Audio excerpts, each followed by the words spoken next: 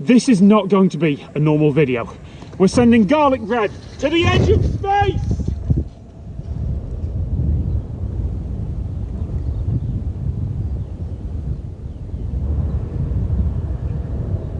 Loads of people have launched loads of objects on balloons, usually as publicity stunts, but despite a lot of breathless press releases, those objects haven't been launched into space. Most standards organisations agree that space officially starts at the completely arbitrary Kármán line, 100 kilometres up, and balloons like that one only get about a third of the way there. And we're definitely not sending anything into orbit. Orbit requires tens of thousands of miles an hour of speed. That's what all the rockets are for. We're using a weather balloon. It's a large one, actually, today. We're going as high as we can with this payload. It's very cold on the way up. It gets warmer as you approach that sort of altitude. So it's coldest just above the jet stream, and then getting slightly warmer again. It gets back down to about zero, about where the balloon will pop. The idea that all those publicity stunts actually made it to space is helped by the fact that the fisheye lens on some of the cameras that they use means that the curve of the Earth looks a lot more dramatic than it really is at that height. Now, we're using cameras that correct for that, so what you'll see on screen is more or less what you'd see up there. So we're not saying space, we're saying the edge of space, which is basically just a marketing term, but the atmosphere is so thin up there, about 1% of the pressure at ground level, that it's close enough. Why garlic bread? Because it's delicious, and because someone already sent pizza up in a balloon a few years ago. This garlic bread is delicious. It's homemade, well, apart from the baguette. I did some homemade garlic butter on there with some real nice parmesan on there. Although I did make it at 5 o'clock this morning. So it's going to be in near vacuum. It's going to be possibly frozen. I mean, we're going to send half up in the sky with the balloon and then leaving half on Earth for a real comparison taste test. As it goes up, the atmosphere is getting thinner and thinner, and there's less and less air pushing in. The balloon itself will get bigger and bigger. So eventually the balloon will pop and the equipment will parachute down to the ground and we'll go and recover it.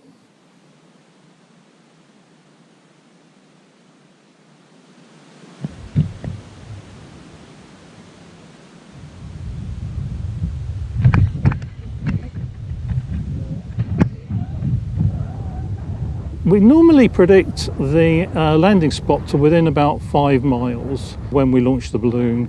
We're tracking the balloon using some radio trackers. They send a signal with the GPS position to the ground, and that's put on a map, and we chase the balloon's predicted landing spot. I've done lots of high altitude ballooning. I've been doing it now for about 10 years. Never lost one, sent one to its doom a couple of times. All sorts of food items have been launched into the stratosphere. The BBC sent wedding cake up as part of a children's show, but the punchline at the end was that no one actually ate it. I've yet to find any balloon-launched food that was actually eaten after landing. And the main reason for that is you have no idea where it's going to land, what it's going to land in, or what animals will have got to it first. The box I've designed has a GPS and a little servo and a piece of string and some springs. As it comes down, it closes the servo at 1,000 metres above the ground. So now we have to get in our cars and go chasing the payload. It's just coming to land somewhere about half a mile ahead, so Barry, keep your eyes on the sky. I've got to keep my eyes on the road. You reckon okay to park here? Let's go.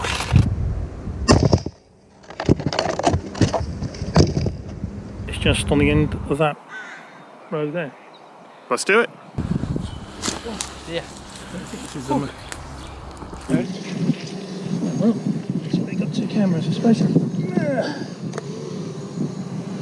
Yay! I think they're still running. Oh, there we go. Lift it up. Ooh. Oh, yes. Yeah. All right, so this is your original. Yeah. That's really good. Not bad, right? Space bread. Is it cold? It's not that much. Oh, no, that tore completely differently. So that one ripped. That one went whoosh. This one went click. It's definitely got an icy middle. Wow. I don't know. I mean, that has been frozen. That's been frozen in the stratosphere. You sort of see the colour of the middle of the It's whiter, isn't it? This went to the stratosphere and I'm eating it. Sort of. Thank you very much to Steve Randall from Random Aerospace and to Barry Lewis from My Virgin Kitchen. I don't actually know what I did on this. I'm basically DJ Khaled at this point. Yeah. Yeah. DJ Garlic. No, that didn't work. I'll say garlic bread. We're done.